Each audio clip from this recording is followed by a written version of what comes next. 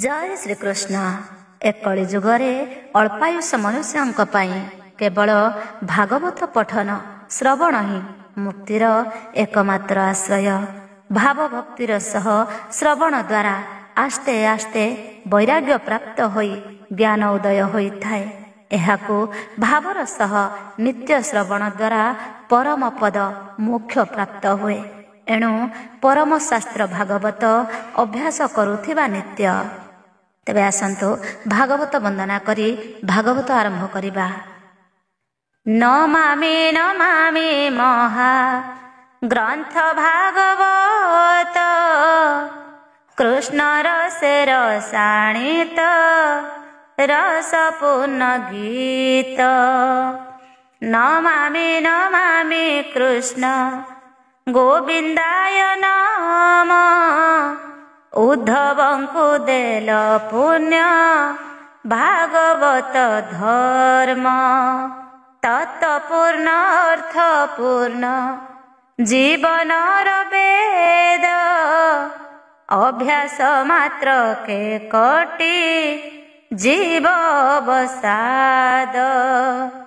परम मंगलमय भागवत वाणी जीवतरी जीव शुणी भवतरंगिणी। नमामि नमामि व्यास विष्णु अवतार जन कल्याण करिल भागवत सार। वेद पुराण रु सर्व सार को साउटी भागवते देइअछ माळ परि गुंथि। नमामि नमामि आहे दास जगन्नाथ प्राकृत छंदे बांधिल श्रीमद्भागवत। नमामि सुत सौनक मैत्रेय विज्ञ नैमिषारण्ये करिल भागवत यज्ञ। नम नम परीक्षित राजर्षि विज्ञानी भागवत शुणाइले सुख ब्रह्म ज्ञानी।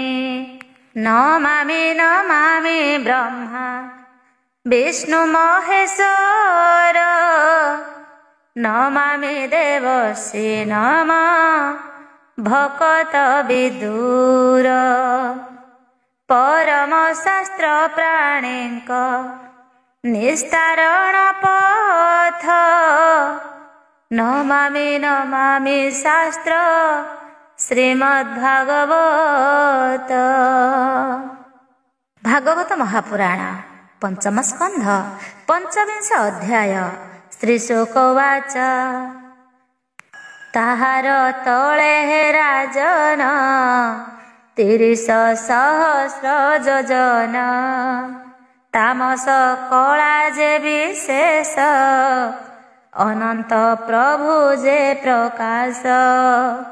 जे विष्णु से जन्म होई जे संकर्षण नाम बही अनंत नामे जे ईश्वर तांकर सहस्र जे शिर।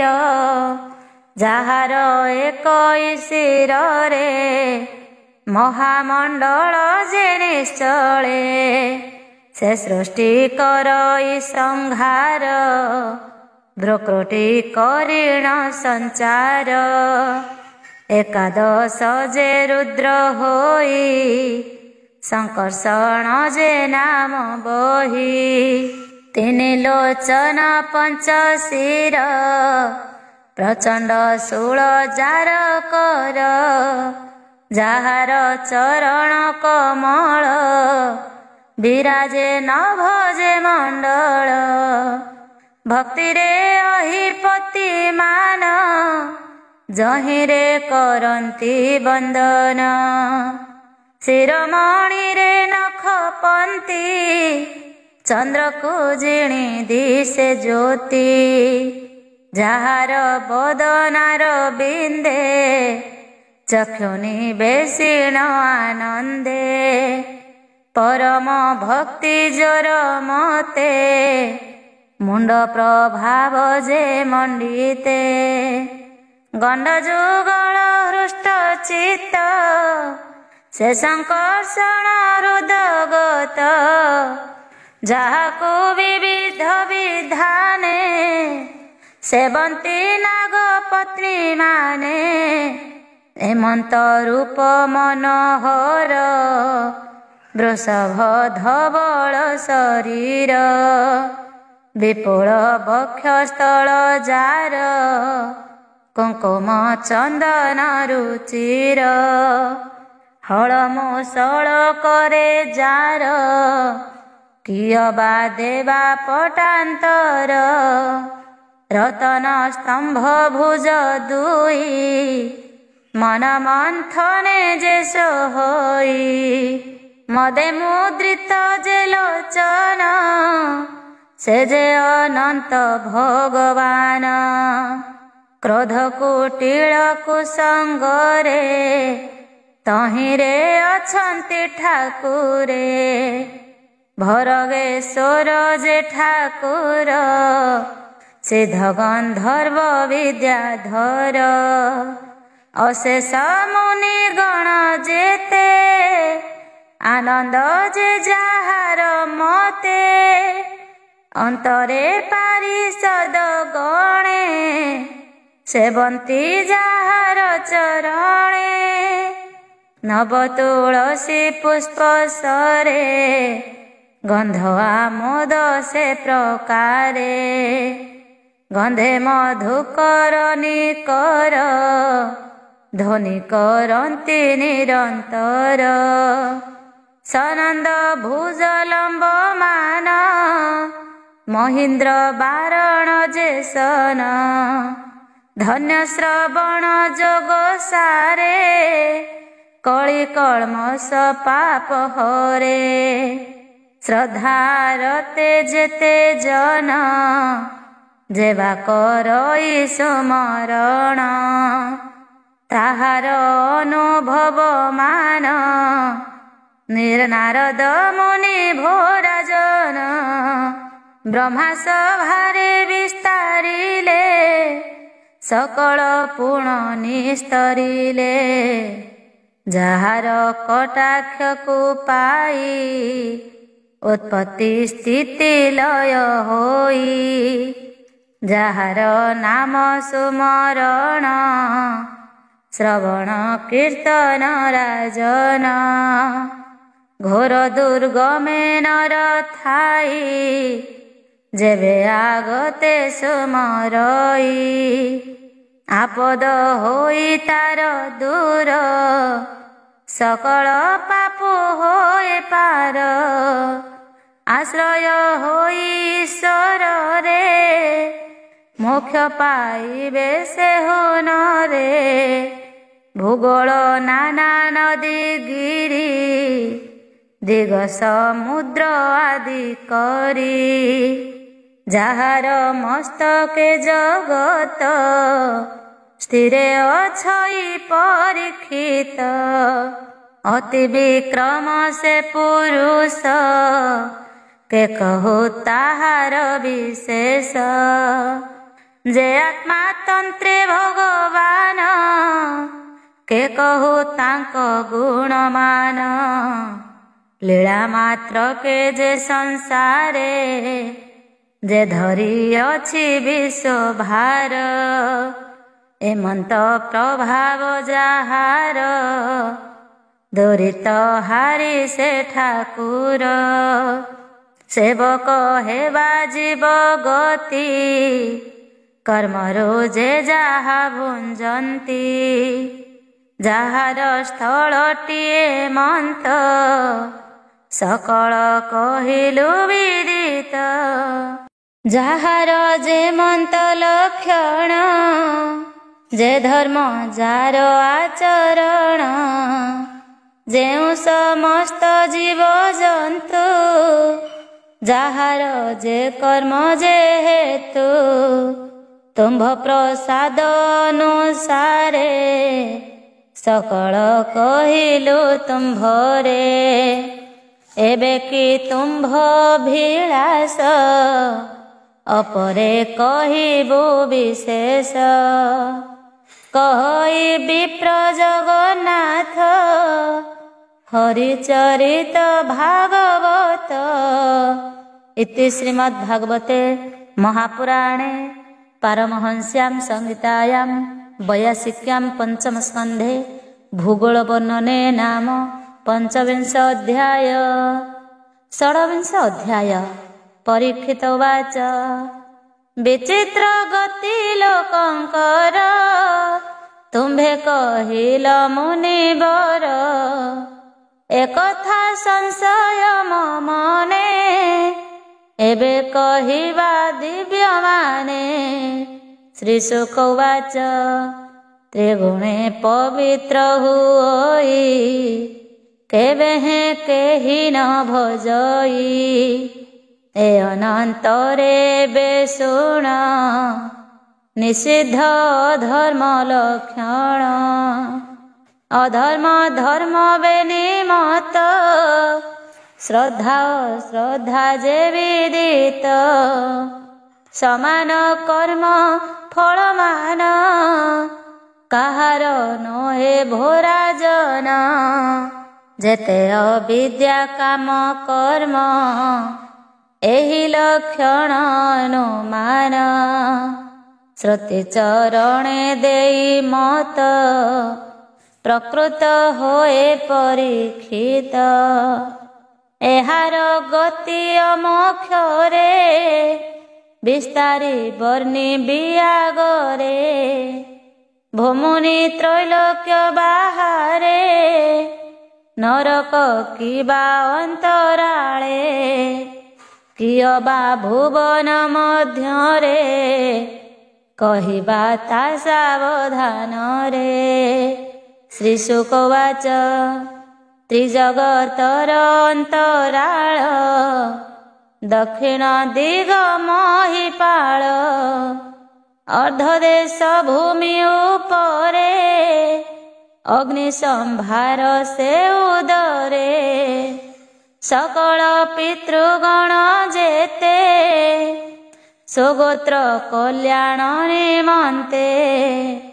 ଯହିଁ ବସନ୍ତି ହେ ରାଜନ ଯହୁଁ ଅନ୍ତର ଭଗବାନ। ଅନ୍ତେ ଜୀବକୁ ଯହିଁ ନିଅନ୍ତି ଯମର ପୁରେ ଦଣ୍ଡ ଦିଅନ୍ତି। ଦୋଷ ଯେ କର୍ମ ଅନୁସାରେ ଯେ ପ୍ରାଣୀ ଯେ କର୍ମ ଆଚରେ। ଭଗବାନ ଆଜ୍ଞା ଜଙ୍ଘନ କହିବି ଶୁଣ ହେ ରାଜନ। ତାହାକୁ ଚାହିଁ ଦଣ୍ଡ ଧର ଶାସ୍ତି ଯେ ଦିଅଇ ଅପାର। ବସନ୍ତି ଯେ ଯାହା ବେଭାରେ ନରକ ଅଛନ୍ତି ତହିଁରେ। ଏହା ରୂପ ନାମ ଲକ୍ଷଣ କହିବା ଶୁଣ ହେ ରାଜନ। ଅନ୍ଧକୂପ ଯେ 80 ପତ୍ର ଶୁକର ମୁଖ କାଳ ସ୍ମିତ। ଗୌରବ ଯେ ମହାନରକ ଅନ୍ଧତା ମିଶ୍ର କୁମ୍ଭୀ ପାକ। ତା ମିଶ୍ର ଯେ କୃମି ଭୋଜନ ସଦଂଶ ତପ୍ତ ସୁର୍ମି ନାମ। ଭକ୍ତ କଣ୍ଟକୟ ପାନ ବୈତରଣୀ ବିଷନନ। ଶାଳମଳି ଯେ ପ୍ରାଣ ରୋଧ ଅବିତି ଆଉ ଲାଳା ଭକ୍ଷ। ନାନା ଭ୍ରମୟ ବିଭ୍ର ନାମ ଅପରେ ଆୟ ଯେ ପତନ। 16 ପ୍ରତକ୍ଷାର କର୍ଦନ ପରର ଦକ୍ଷିଣ ଭୋଜନ। ଅବଟ ନିରୋଧନାର ବନ୍ଦ ସୁକ ନାମ ପାର ସୂଚି ମୁଖ କାର୍ଯ୍ୟ କୀର୍ତ୍ତନ ଅଷ୍ଟବିଂଶତି ହୁଏ ନାମ ଏତେ ନରକ ମହିପାଳ ବିବିଧ ଯାତନାର ଫଳ ପରର ସ୍ତ୍ରୀ ଅପତ୍ୟ ଧନ ଯେ ପ୍ରାଣୀ କରଇ ହରଣ ସେ କାଳ ପାଶେ ବନ୍ଦୀ ହୋଇ ସତତ ନରକେ ପଡ଼ଇ ନାନା ଯାତନା ସେ ଭୁଞ୍ଜଇ କର୍ମ ବନ୍ଧନେ ସେ ପଡ଼ଇ କ୍ଷୁଧା ପିପାସାରେ ପୀଡ଼ିତ ହୋଇ ସେ ଦଣ୍ଡରେ ତାଡ଼ିତ ନାନା ତର୍ଜନ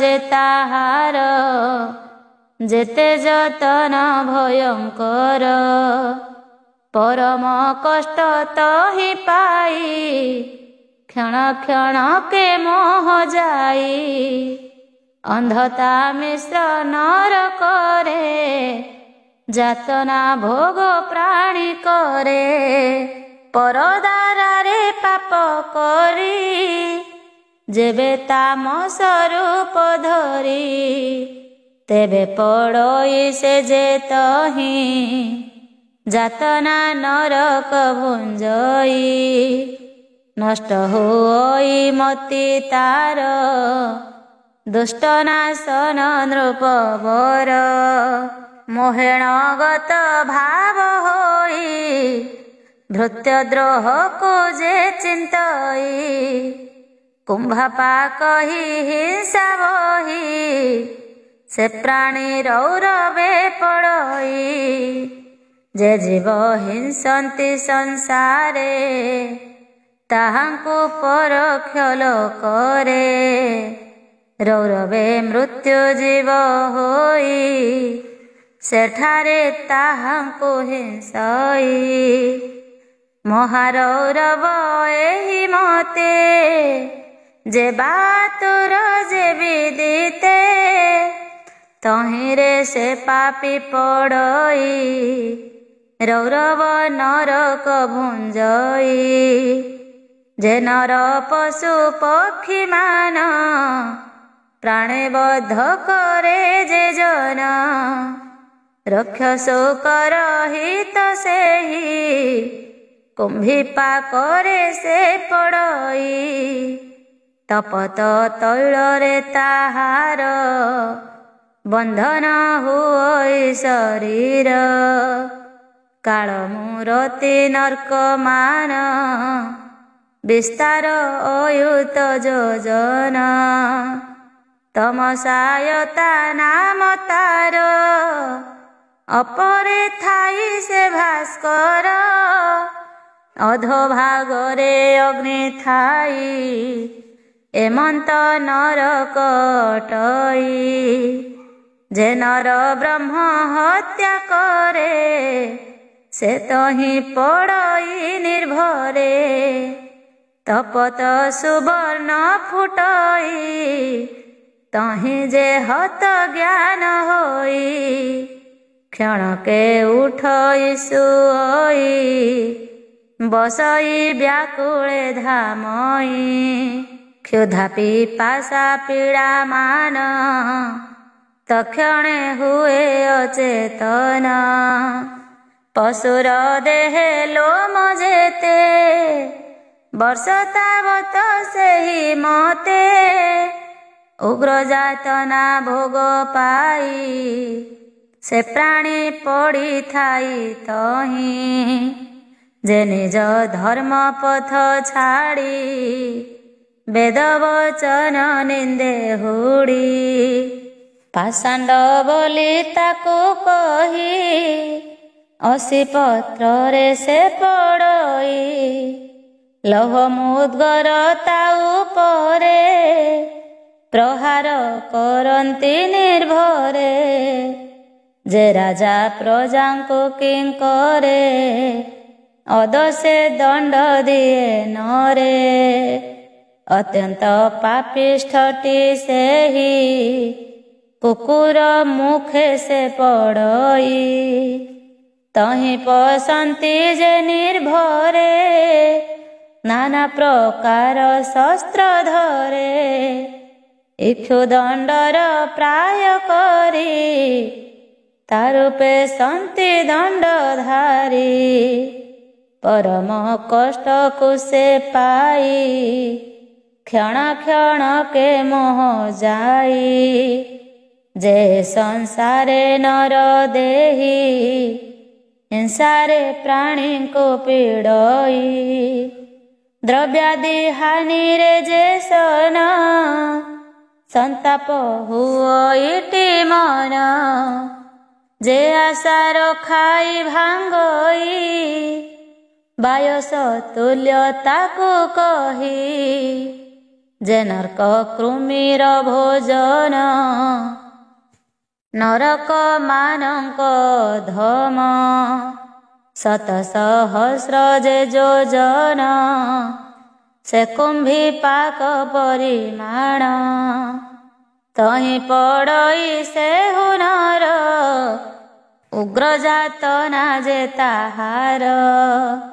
କୃମି କି ଭକ୍ଷଇ ଯେ ସନେ, ତାକୁ ଭକ୍ଷନ୍ତି କୃମି ମାନେ।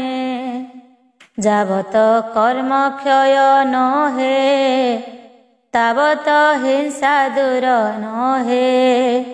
ସ୍ଥାପିତ ଦ୍ରବ୍ୟ ଯେ ହରଇ, ସ୍ୱଦେହେ ପିଶାଚେ ପଡ଼ଇ। ଅଗମ୍ୟ ନାରୀ ଯେ ହରଇ, ତପତ କୁମ୍ଭୀରେ ପଡ଼ଇ। ନାରୀଟି ଅଗମ୍ୟ ପୁରୁଷେ, ଯେବେ ହରେ ରତି ଲାଳସେ। ତପତ ଲହ ମଦ ନାମ, ତାକୁ କରାନ୍ତି ଆଲିଙ୍ଗନ। ପୁରୁଷ ରୂପେ ନାରୀ ଠାରେ, ପୁରୁଷ ନାରୀକୁ ବେଭାରେ। ଆଗମ ନିଗମ ବଚନେ, ନ ମାନେ ଯେ ପାଷଣ୍ଡ ମନେ। ବଜ୍ର କଣ୍ଟକ ଶାଳମଳୀରେ, ଆରୋହଣ କରନ୍ତି ତାରେ। ସଭାରେ ମିଥ୍ୟା ଯେ କହନ୍ତି, ଅବନା ନରକେ ପଡ଼ନ୍ତି। ସେ ସ୍ତ୍ରୀ ଶିଶୁ ପଶୁ ମାରେ, ଡାକିନୀ ରୂପେ ସେ ସଞ୍ଚରେ। ସେ ଯେ ବାଳକ ପଶୁ ମାନେ, ପରସେ ଯମର ସଦନେ। ରାକ୍ଷସ ରୂପକୁ ଆଚରି, ଶୋଣିତ ପିବନ୍ତି ତାହାରି। ସେ ନାରୀ ପୁରୁଷଙ୍କରେ ତ, ଖାଇ ହୋଇଣ ମହାମତ। ନାଚନ୍ତି ଗାବନ୍ତି ହରସେ, ଯେ ସନେ ରାକ୍ଷସ ପୁରୁଷେ। ବିବିଧ ଜନ୍ତୁର ପ୍ରକାର, ଯେ ନର ଗ୍ରାମ ଅଧିକାର। ବିଶ୍ୱାସୀ ପଶୁକୁ ମାରଇ, ଯମ ସଦନେ ସେହୁ ଯାଇ। ପାଶରେ ତାର ବାନ୍ଧି ଦେହ, କ୍ଷୁଧା ତୃଷାରେ ସେ ବିମୋହ। କୁକୁର ନାମେ ଯମଗଣ, ମୁଖରେ କରନ୍ତି ଦଂଶନ। ବିବିଧ କଳ୍ମଷଲ ଭଇ, ଆପଣା କର୍ମ ସେ ବହଇ। ଉର୍ଗ ସ୍ୱଭାବେ ଯେ ବାନରେ, ପ୍ରାଣୀର ଉଦ୍ବେଗକୁ କରେ। ଦ୍ୱନ୍ଦ୍ୱ ଶୋକର ଯେ ନରକେ, ପଡ଼ନ୍ତି ଯାଇ ନର ଲୋକେ। ଯେ ଅବା ଗର୍ଭାଧିକ ଛଳେ, ପ୍ରାଣୀକୁ ଥୋଇ ଅବହେଳେ। ଦ୍ୱାର ରୁନ୍ଧଇ ମୂଢ଼ ନର, ଏମନ୍ତେ ଭୁଞ୍ଜେ ସେ ପାମର। ଗର୍ଭେ ପାମରକୁ ଥୁଅନ୍ତି, ନିର୍ଧୂମ ଅଗ୍ନି ଦ୍ୱାରେ ଦିଅନ୍ତି। ପୂର୍ବେ ସେ ଆସିଥାଇ ତହିଁ ଅତିଥି ରୂପରେ ଆସଇ ଗୃହର ପତି ତାକୁ ଯେବେ ଅବଲୋକଇ କ୍ରୋଧ ଭାବେ କୁବୃତ୍ତିକୁ ବାକ୍ୟ କରଇ ଅନ୍ତେ ସେ ନରକେ ପଡ଼ଇ କହଇ ଦାସ ଜଗନ୍ନାଥ ପଞ୍ଚମ ସ୍କନ୍ଧେ ଭାଗବତ। ଇତି ଶ୍ରୀମଦ୍ଭାଗବତେ ମହାପୁରାଣେ ପାରମହଂସ୍ୟାଂ ସଂହିତାୟାଂ ବୈୟାସିକ୍ୟାଂ ପଞ୍ଚମ ସ୍କନ୍ଧେ ନରକ ବର୍ଣ୍ଣନେ ନାମ ଷୋଡ଼ବିଂଶୋऽଧ୍ୟାୟ। ଭୀମସ୍ୟାପି ରଣେ ଭଙ୍ଗ ମୁନିରପି ମତିଭ୍ରମ ଯଦି ଶୁଦ୍ଧମ ଶୁଦ୍ଧଂ ବା ମମ ଦୋଷ ନ ବିଦ୍ୟତେ। ପଞ୍ଚମ ସ୍କନ୍ଧ ସମାପ୍ତ। ଷଷ୍ଠ ସ୍କନ୍ଧ ପ୍ରଥମ ଅଧ୍ୟାୟ।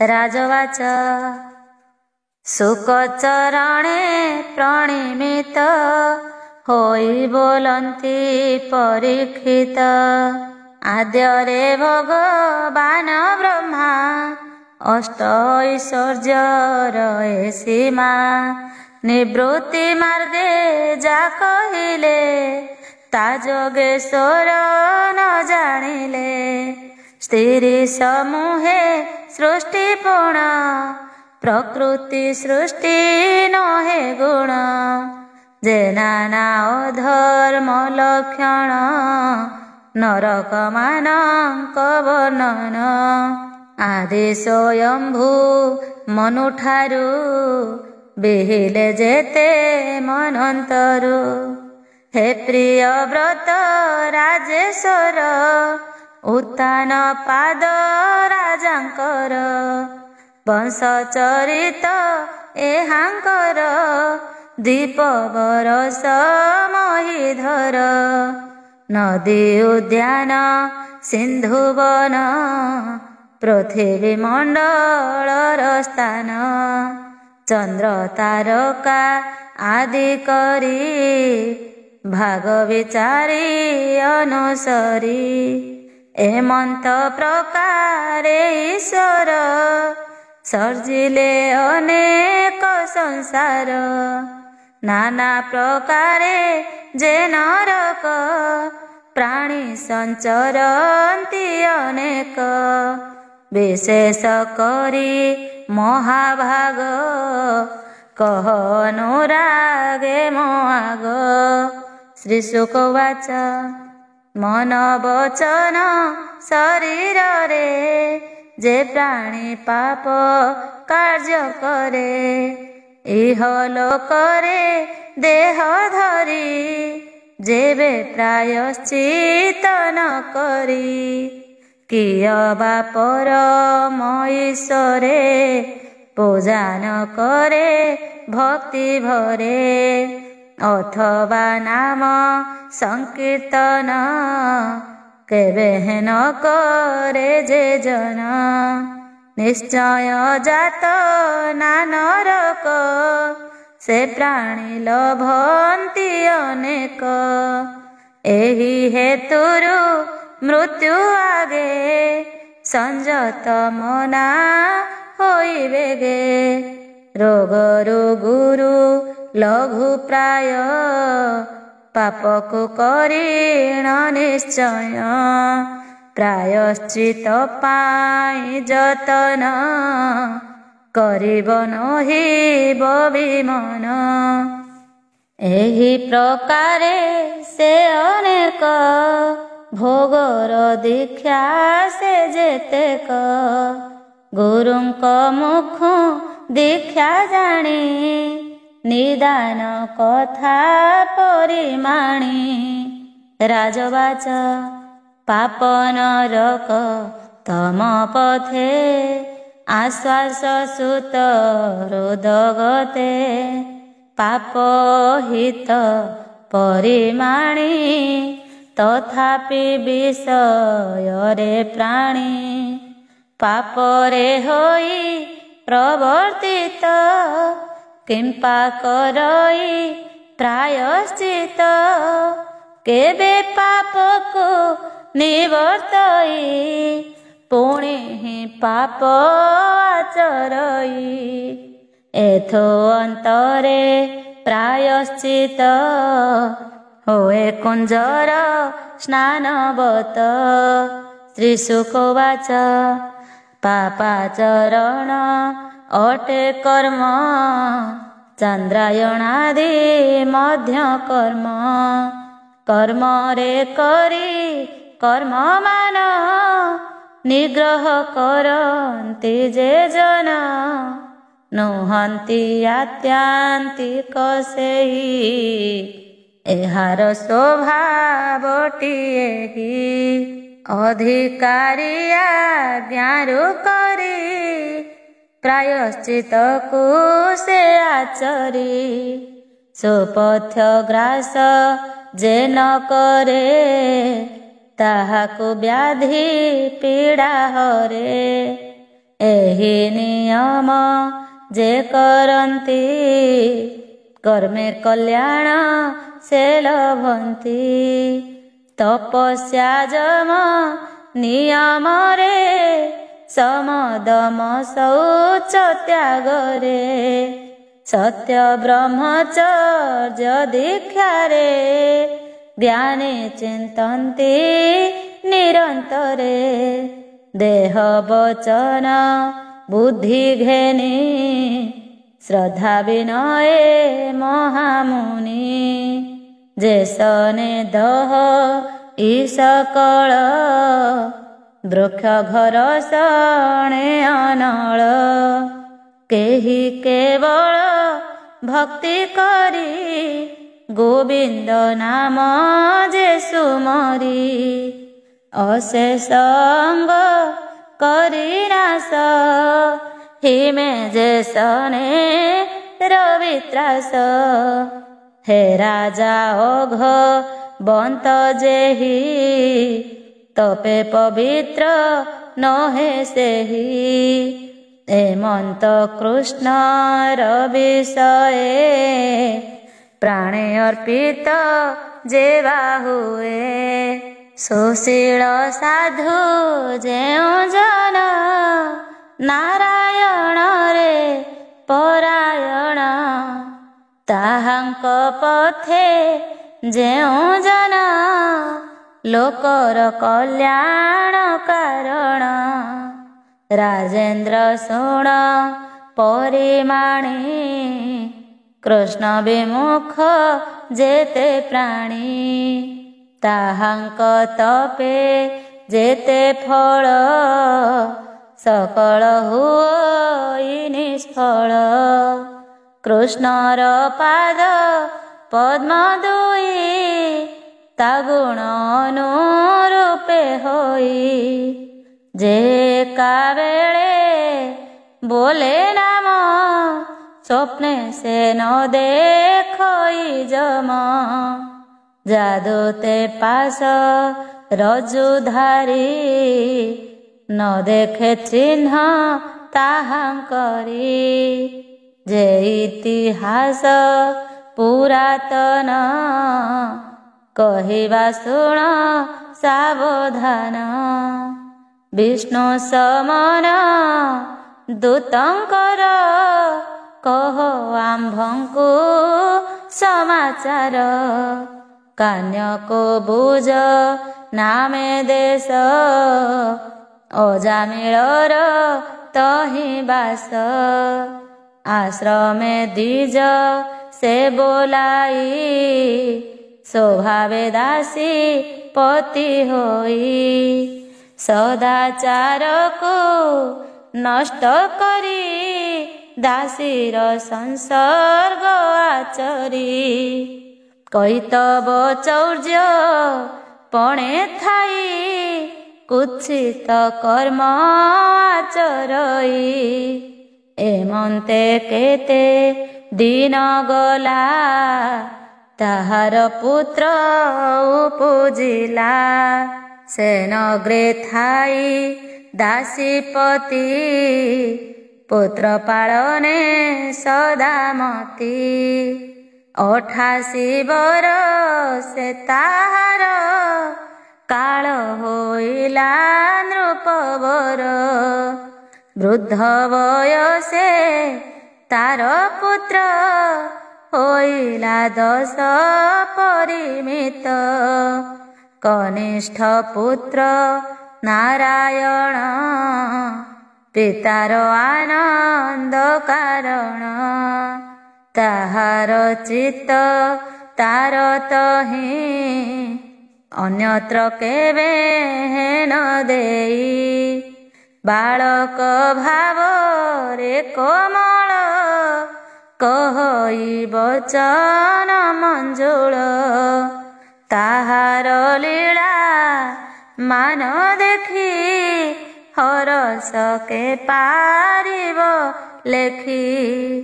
ଭୋଜନ ଜଳ ପାନ ବେଳେ ନାନା ପ୍ରକାର ସୁଖ ଭୋଳେ। ବାଳକ ସ୍ନେହ ବଶ ହୋଇ ଅଗ୍ରେ ଭୋଜନ ତାରେ ଦେଇ। ମରଣ ନ ଜାଣଇ ମୂଢ଼ ବାଳକ ସ୍ନେହେ ଚିତ୍ତ ଦୃଢ଼। ମରଣ କାଳ ଉପଗତ ତକ୍ଷଣେ କରି ଚିତ୍ତ ହତ। ବାଳକ ନାମ ନାରାୟଣ ମତେ ନିବେଶିଲା ତକ୍ଷଣ। ସମନ ଦୂତେ ପାଶ କରେ ମିଳିଲେ ତାର ସମୀପରେ। ଉଚ୍ଚ ପୁରୁଷ ଭୟଙ୍କର ବକ୍ରବଦନ ତାହାଙ୍କର। ଲୋମ ଲମ୍ବ ସର୍ବ ଶରୀର ଦେଖି ଅଜାମିଳ କାତର। ଦୂରେ ବାଳକ ସଙ୍ଗେ ମିଳି ତାହାର ପୁତ୍ର କରେ କେଳି। ଗଭୀର ଶୋନେ ଉଚ୍ଚ କରି ଡାକିଲା ତାର ନାମ ଧରି। ଜୀବନ ବିକଳେ ତତ୍କ୍ଷଣେ ଡାକିଲା ପୁତ୍ର ନାରାୟଣେ। ମୋହିତ ଓଜା ମିଳ ପୁଣ ତୁଣ୍ଡେ ଉଚ୍ଚାରି ନାରାୟଣ। ଶୁଣି ସ୍ୱାମୀର ନାମାକୃତ ଆସି ମିଳିଲେ ବିଷ୍ଣୁଦୂତ। ସେ ଅଜାମିଳ ହୃଦୟରୁ ଜୀବକୁ ଆକର୍ଷଣ କରୁ। ଯମଦୂତକୁ ବିଷ୍ଣୁଦୂତେ ବଳେ ବିଚାରିଲେ ତୁରିତେ। ବୈବସୁତ ପ୍ରଭୁ ଯାହାର ସେ ଦୂତ ମାନଙ୍କ ଉତ୍ତର।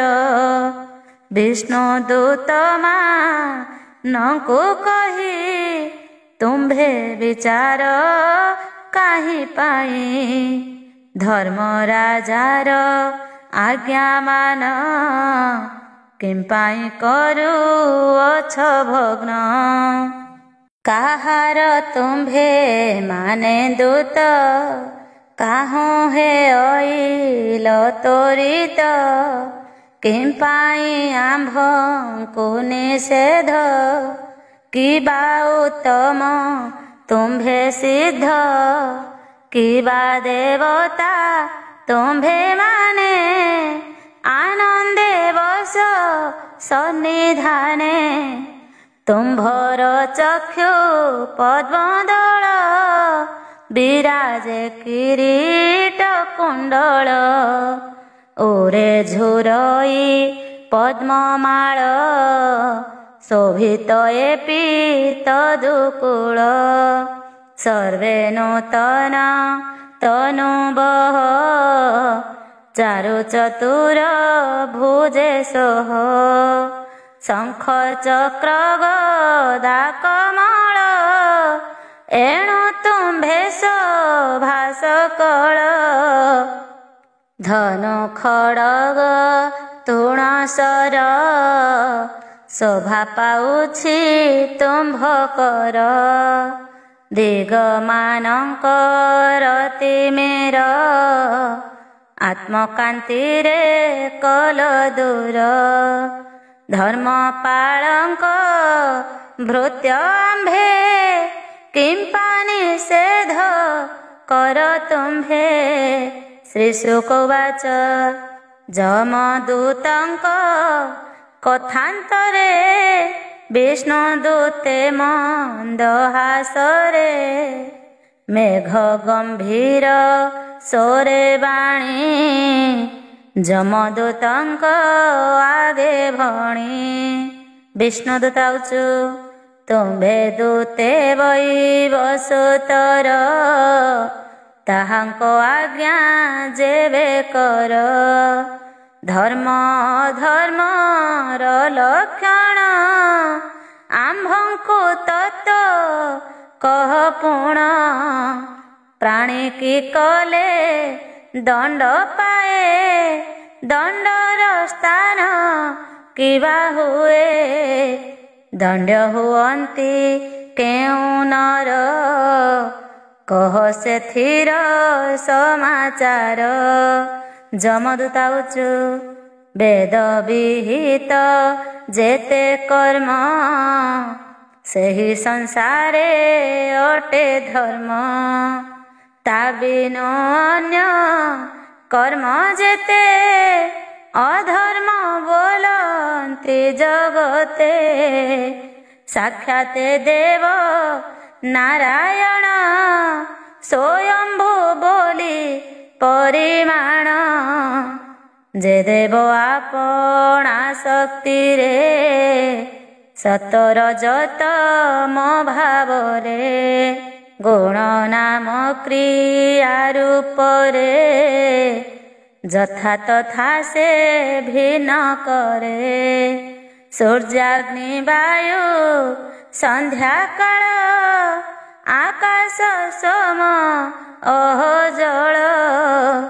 ପୃଥିବୀ ରାତ୍ରି ଦିଗମାନ ଦେହି ଧର୍ମର ସାକ୍ଷୀ ଜାଣ। ଅଧର୍ମ ପାରନ୍ତି ଏ ଜାଣି ଦଣ୍ଡର ସ୍ଥାନଟିଏ ପୁଣି। କର୍ମ ଆୟତ ହୋଇ ଜନ ଦଣ୍ଡର ହୁଅନ୍ତି ଭାଜନ। ଏ ଘେନି ପାପୀ ପ୍ରାଣୀମାନେ ଉତ୍ତମ ଅଧମରେ ଜନ୍ମେ। ସତ୍କର୍ମ ଯେ ମାନେ କରନ୍ତି ସ୍ୱକର୍ମ ଫଳ ସେ ଲଭନ୍ତି। ମନ୍ଦ କରମ ଯୁକ୍ତ ଯେହୁ ସୁକର୍ମ ଭୁଞ୍ଜିବ ସେ କାହୁଁ। ଧର୍ମ ଧର୍ମ ଆଚରଣ କରନ୍ତି ଯେହୁ ପ୍ରାଣୀ ପୁଣ। ସେ ପ୍ରାଣୀ ମାତ୍ରେ ଅବନିରେ ଫଳାଫଳକୁ ଭୋଗ କରେ। ହେ ଦେବ ଶ୍ରେଷ୍ଠ ତୁମ୍ଭେ ମାନେ ସଂସାରେ ପ୍ରାଣୀ ମାନେ ଯେହ୍ନେ ତ୍ରିବିଧ ଲକ୍ଷଣ ଲଭନ୍ତି। ଯେ ଯଥା କର୍ମ ଆଚରନ୍ତି ପୁଣି ବିହିତ ତାହାଙ୍କରି। ପ୍ରାଣୀଙ୍କ ବିଷୟ ବିଚାରି କାଳର ଏହି ତତ୍ତ୍ୱମାନେ ଗୁଣର ବନ୍ଧନ କାରଣେ। ତମ ଗୁଣରେ ଯୁକ୍ତ ହୋଇ ଆଉ ସ୍ୱଧର୍ମ ନ ଜାଣଇ ସତ ଗୁଣକୁ ନ ଜାଣଇ ଜନ୍ମ କାରଣେ ନାଶଇ। ବିଧାତା ପଞ୍ଚ ଭୂତେ ପୁଣ ସୃଷ୍ଟିକୁ କର ଇଭିଆଣ। ମହତ ଯହୁଁ ଅହଙ୍କାର ଏ ଆଦି ଯେତେ ଏକ ଆଚାର ତ୍ରିଗୁଣ ଆଦି ଶକ୍ତି ଯୁକ୍ତେ ଏହାଙ୍କୁ ଧରି ହୃଦଗତେ ଏମନ୍ତ ପ୍ରକାରରେ ଦେବୀ ହରସେ ଶୋକ କୁଲ ଭଇ ତାଙ୍କ ଗର୍ବ ଆଶ୍ଚର୍ଯ୍ୟ ମତ କରଇ କର୍ମ ବିପରୀତ ଦୋଷକାରକ ପ୍ରାୟ ହୋଇ କର୍ମରେ ଆତ୍ମା କୁରଖଇ ଏ ଅନନ୍ତରେ ପୁଣ ସେହି ତହିଁ ରହଇ ମୋହ ପାଇ ସ୍ୱଭାବେ କର୍ମ ବଶ ହୋଇ ନିରତେ କୁକର୍ମ କରଇ ଅବ୍ୟକ୍ତ କର୍ମ କୁକରିଣ କହଇ ଶୁଣ ହେ ରାଜନ ପ୍ରକୃତି ସଙ୍ଗରୁ ପୁରୁଷ ସର୍ବକର୍ମକୁ କରେ ନାଶ ପୂର୍ବ ବୃତ୍ତାନ୍ତ ଏବେ ଶୁଣ ବେଦ ସମ୍ପୂର୍ଣ୍ଣ ଯେ ବ୍ରାହ୍ମଣ ଧର୍ମ ସୁଶୀଳ ବନ୍ତ ପୁଣ ସୁସାଧୁ ମହତ ଲକ୍ଷଣ ମୃଦୁ ମନ୍ତ୍ରଜ୍ଞ ସୁଚିଦାତା ସତ୍ୟବଚନ ଧୃତ ବ୍ରତା ଅତିଥି ବୃଦ୍ଧ ଗୁରୁ ଅଗ୍ନି ସୁସାଧୁ ବୃଦ୍ଧି ଚିତ୍ତେ ଘେନି ସର୍ବଭୂତରେ ମିତ୍ରପଣ କୋପ ବର୍ଜିତ ସାଧୁ ଗୁଣ ଅଶେଷ ପୁଣ୍ୟ ସ୍ଥାନ ଏହି ସୁଶୀଳ ବୃତ୍ତିରେ ଜିଅଇ ପିତୃ ଆଜ୍ଞାରେ ଏ ବ୍ରାହ୍ମଣ ଏକ କାଳେ ବନେ ଗମନ ପୁଷ୍ପ ସମିଧ ଫଳକୁ ସେ ଘେନି ଆସଇ ମନ ତୋଷେ ସ୍ତ୍ରୀ ସହିତେ ବନେ ଥିଲା କାମୀ ଶୂଦ୍ରକୁ ଏ ଦେଖିଲା ମଦ୍ୟପାନରେ ରକ୍ତ ନେତ୍ର ବିହୋଳ ହୋଇ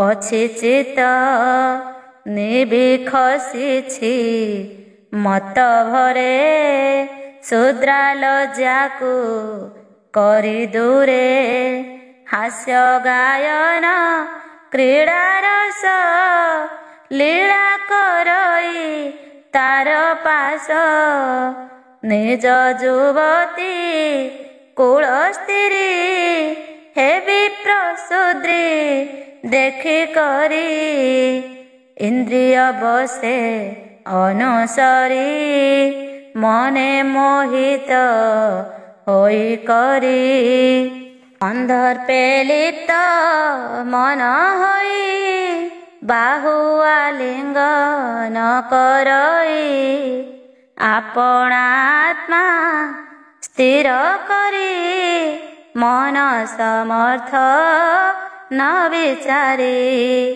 ଯେବେ ସେ ସତ ଗୁଣେ ସ୍ଥିତ କନ୍ଦର୍ପେ ହୋଇଛି ପୀଡ଼ିତ ସ୍ତ୍ରୀ ବିଷये ଅଭିରାମ କପଟେ ଗୃହେ ହୁଏ କାମ ଏଣେ ଯନ୍ତ୍ରିତ ମନ ଯାର ଅଜ୍ଞାନେ କରି କର୍ମ ଦୂର ପାନ ଯେ ମନ ହରେ ସ୍ନେହରେ ସ୍ତ୍ରୀ ବିଷୟରେ ପତିତ ସନ୍ତି ହାସ୍ୟ କରି ପ୍ରସନ୍ନେ ମନ୍ତେ ସୁନ୍ଦରୀ ନିଜ ଯୁବତୀ କୂଳ ସ୍ଥିତ ତେଜିଲା ବିପ୍ର ମନ୍ଦ କୃତ୍ୟ ସୌରିଣୀ ଅପାଙ୍ଗ କୁଣ୍ଠିତ ବୁଦ୍ଧି ହୋଇଲା ତାର ହତ। ଅଧର୍ମ ବୁଦ୍ଧି ସେ ବ୍ରାହ୍ମଣ, ନିରତେ ବେଶ୍ୟା ପରାୟଣ। ଧର୍ମ ଧର୍ମେ ଧନ ଆଣି, ସନ୍ତୋଷେ କରଇ ଶୈରିଣୀ। ଯେଉଁ କାରଣ ଲଙ୍ଘି ଶାସ୍ତ୍ର, ଶୂଦ୍ରାଣୀ ରଚି ଅନୁବ୍ରତ। ଗୃହ ସକର୍ମେ ପ୍ରବର୍ତ୍ତିଲା, ପୂର୍ବର ଧର୍ମ ନାଶ ଗଲା।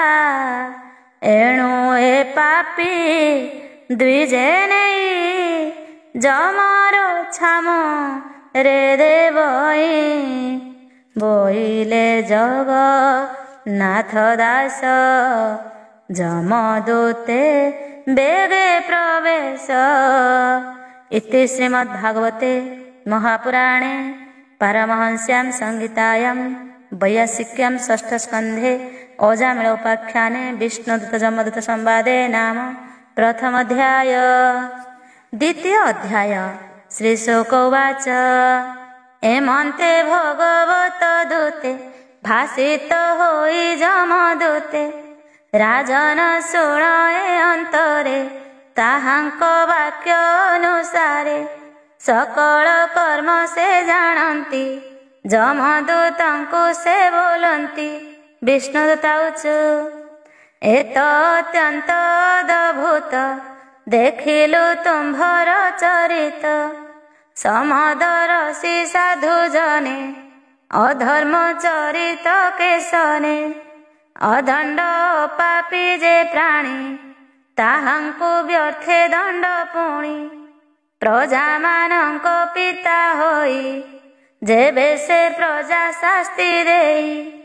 तेबे से काहार शरण होइब कह हे कारण। महते जाहा आचरिब इतर ताहा ही करिबे। से जाहा प्रमाण करिबे लोके तदनुवर्ती हेबे। जाहार अंगे शिर देई निशंके निद्रा को भोजई। से धर्मा धर्म न जानई पशु जे सने सुखे थाई। मित्र स्वभाव जार होई विश्वासे आत्मा समर्पई। विश्वासे सर्व प्राणी कर दया पूरित जा शरीर। विश्वासी प्राणी को के मनते हिंसा करती हृदगते। कोटि जन्मर शुभ फल कलाए द्विज अजामिळ। तेणु चतुराक्षर नाम मुखे बोइला नारायण। तेणु नासिला मंद कृत्य होइला सर्व पाप मुक्त। जे ब्रह्म हत्या मद्यपान गुरु पत्नी अभिगमन। मित्र विषय अपराधी स्त्री राजा पितृ गोबधी। ए आदि पाप जे आचारे सर्वदुरित निश्चय हरे। प्राश्चित सर्व प्राणी कर नाम उच्चारण विष्णुर। पापरे ग्रस्त से नुहंती विष्णु भुवन को गमंती। एणु एहाकु तुम्भे माने तेजिण जाओ हे भुवने।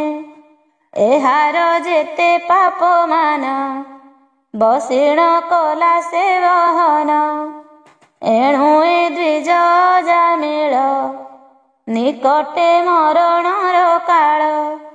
तुंडे उच्चारी नारायण प्राण छाड़िला तत्क्षण। संकेत परिहास बेळे गीताळा परे जे बाहेळे। वैकुंठ नाम उच्चारई तार कलुषनर हई। पतन स्खलन भग्नरे नाना प्रकारे से सुमरे।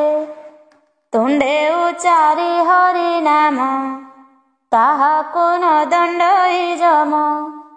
ଅଳ୍ପ ବହୁତ ପାପମାନ ପ୍ରାୟଶ୍ଚିତରେ ଯଥାକ୍ରମ।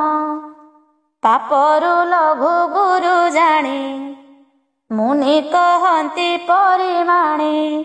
ତପସ୍ୟା ଆଦି ଯଜ୍ଞ ସ୍ଥାନେ ପାପ ନାଶନ୍ତି ମୁନି ଜନେ।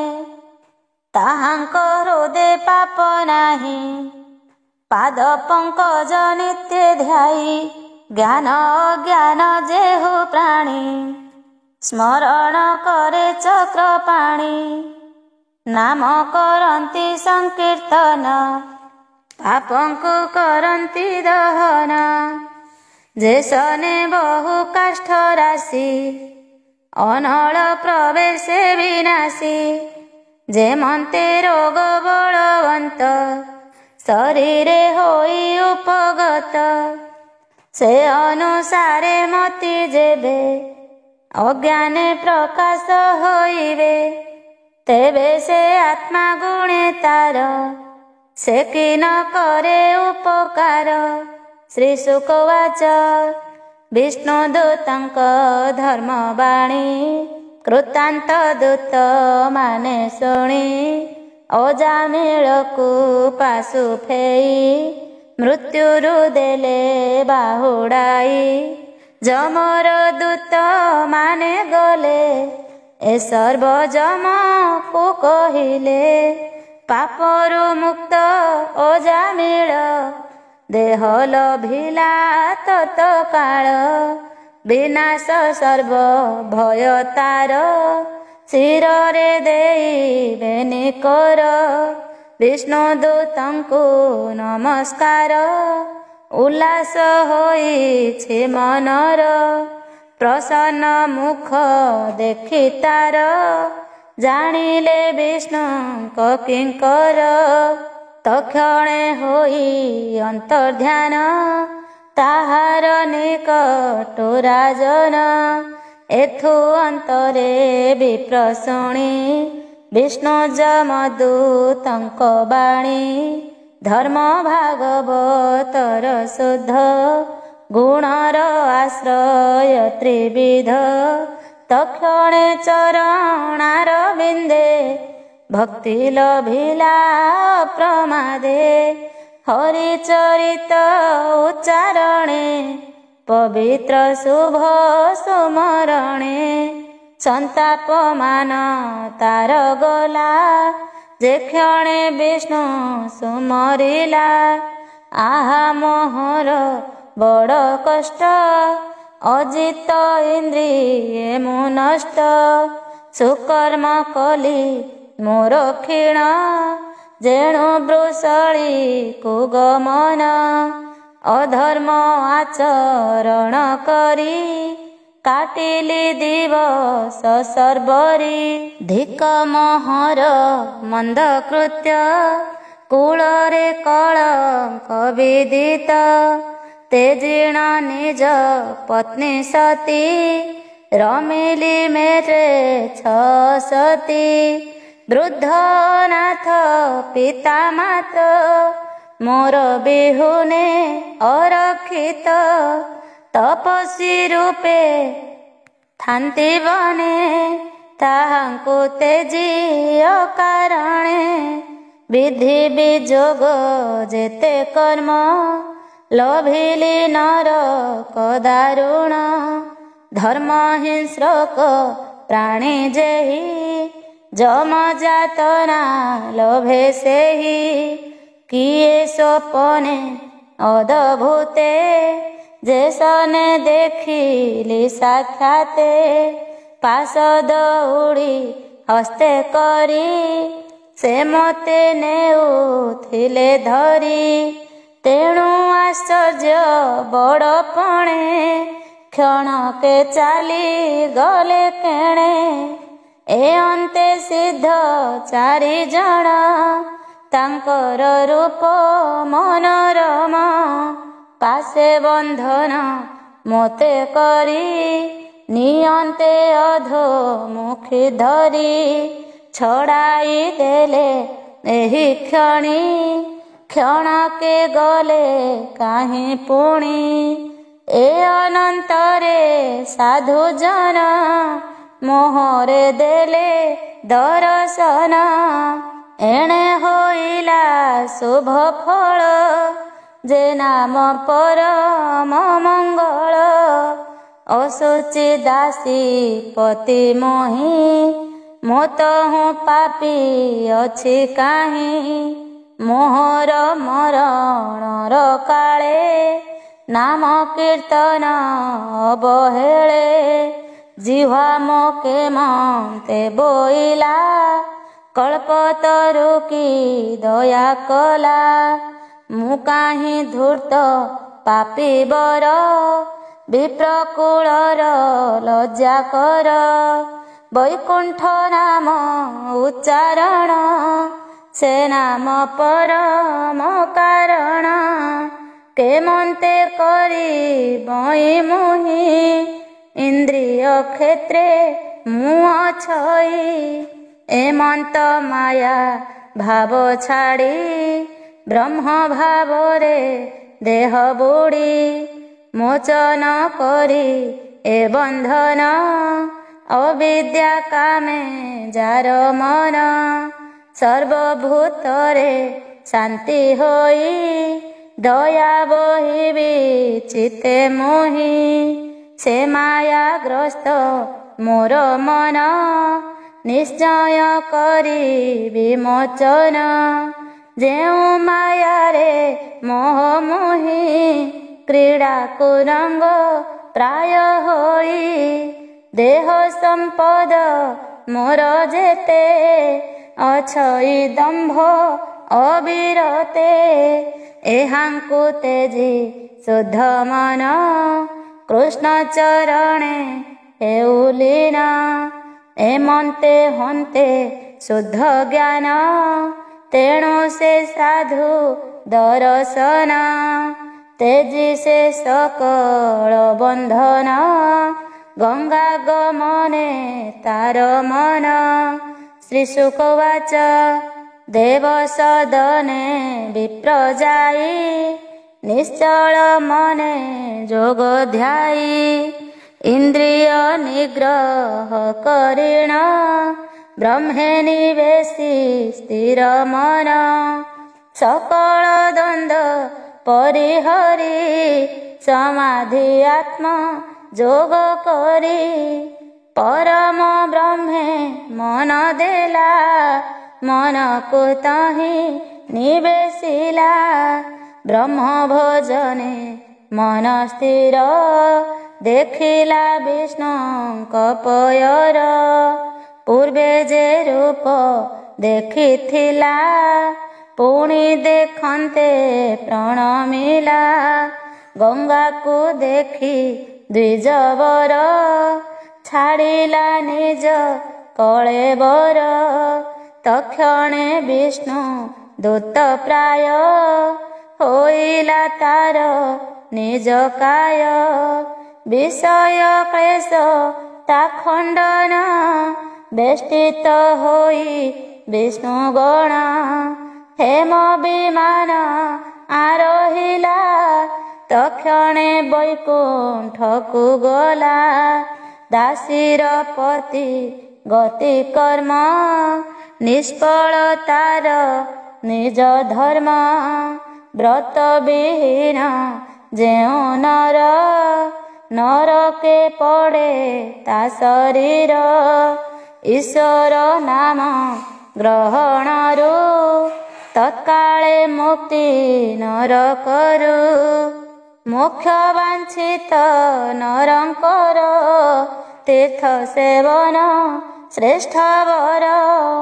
କର୍ମ ବନ୍ଧନରେ ଛେଦନ ଏହାର ସମ ନାହିଁ ଆନ। ଯେ ଜନ ରଜ ତମେ ଥାଇ କର୍ମେ ମଳିନ ନିତ୍ୟ ହୋଇ। ସେ ପ୍ରାଣୀ ନାରାୟଣ ନାମ ଅଶେଷ ପାପର ଖଣ୍ଡନ। ଶୁଣଇ ଶ୍ରଦ୍ଧା ଯୁକ୍ତ ହୋଇ ବଦନେ କୀର୍ତ୍ତନ କରଇ। ସେ ପ୍ରାଣୀ ନର କେ ନ ଯାଇ ଯମ ଯାତନା ତାକୁ ନାହିଁ। ଏଣେ ନିର୍ମଳ ପ୍ରାଣୀ ହୋଇ ନିଶ୍ଚିନ୍ତେ ବିଷ୍ଣୁ ଲୋକେ ଯାଇ। ମରଣ କାଳେ ଅଜାମିଳ ପୁତ୍ର ଭାବରେ ଆଦି ମୂଳ। ନାମକୁ ଆକୁଳେ ଉଚାରି ଭବ ସାଗରୁ ହେଲା ପାରି। ସର୍ବ ଦୁଷ୍କୃତ ତାର ଗଲା ପରମ ପଦ ସେ ଲଭିଲା। ଶ୍ରଦ୍ଧାରେ ହରି ସ୍ମରେ ଯେବା ତାହାର କଥା କି କହିବା। ଶ୍ରୀକୃଷ୍ଣ ନାମର ମହିମା ସୁକ କହିଲେ ତାର ସୀମା। ବୋଲଇ ଦାସ ଜଗନ୍ନାଥ ଷଷ୍ଠ ସ୍କନ୍ଧରେ ଭାଗବତ। ଇତି ଶ୍ରୀମଦ୍ଭାଗବତେ महापुराणे पारमहंस्यां संहितायां वैयासिक्यां षष्ठस्कन्धे अजामिल ब्राह्मणोपाख्याने श्रीकृष्ण महिमा वर्णने नाम द्वितीय अध्याय।